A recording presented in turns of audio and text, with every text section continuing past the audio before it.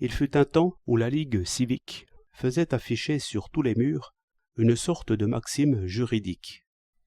On ne discute pas avec des bandits, on les juge. J'ai pensé plus d'une fois à compléter cette affiche par une autre, qui aurait rappelé que nul n'est juge en sa propre cause. Je ne l'ai point fait, de peur d'être mis en prison. C'était le temps où les sots gouvernaient par la terreur. C'est bien la sottise qui m'irritait là. Sottise en quelque sorte voulue, et par des hommes qui, pour la plupart, auraient pensé de façon correcte en d'autres temps. J'ai supporté difficilement ce régime de guerre, où je voyais que les hommes de bon sens passaient les uns après les autres dans le camp des enragés. Et cela jetterait aisément dans la sottise opposée, qui, comme je dis souvent, est la même sottise, une idée et sa négation formant ensemble une seule et même idée, comme le médaillon en relief et le moule en creux représentant la même figure. Sottise est chose écrite ou parlée, qui ne dit pas ce qu'elle croit dire. C'est pourquoi il est bon d'en juger en grammairien, en rétablissant les mots dans leur sens ordinaire. Nul ne confond la vengeance, qui est l'acte de la partie lésée, avec le jugement, qui est l'acte de l'arbitre. S'ils avaient écrit sur les murs simplement ceci, « N'oublions pas la vengeance », ils auraient mieux dit ce qu'ils voulaient dire. Et pour moi, qui aime les opinions dès qu'elles ont un sens, j'aurais reconnu dans ce cri la forme humaine, que je prends sans peine comme elle est. Un homme qui part pour se venger, je m'en gare comme d'une pierre lancée. C'est un mal passager.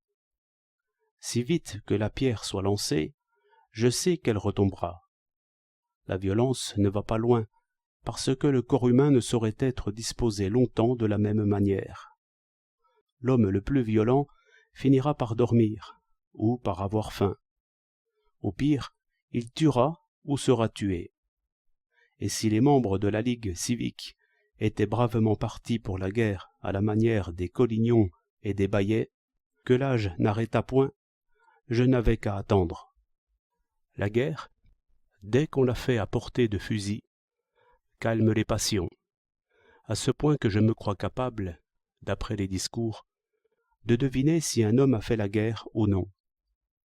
Une phrase mal faite est autrement redoutable, car la bonne volonté commune, qui est notre espérance, risque d'en être étourdie et détournée.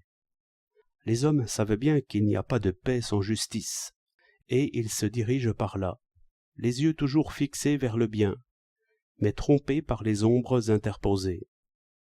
Et si, dans ce mot vénérable de justice, ils croient trouver encore la guerre, s'il leur semble que le droit exige quelques coups de force, alors, même sans colère, ils reprennent les armes.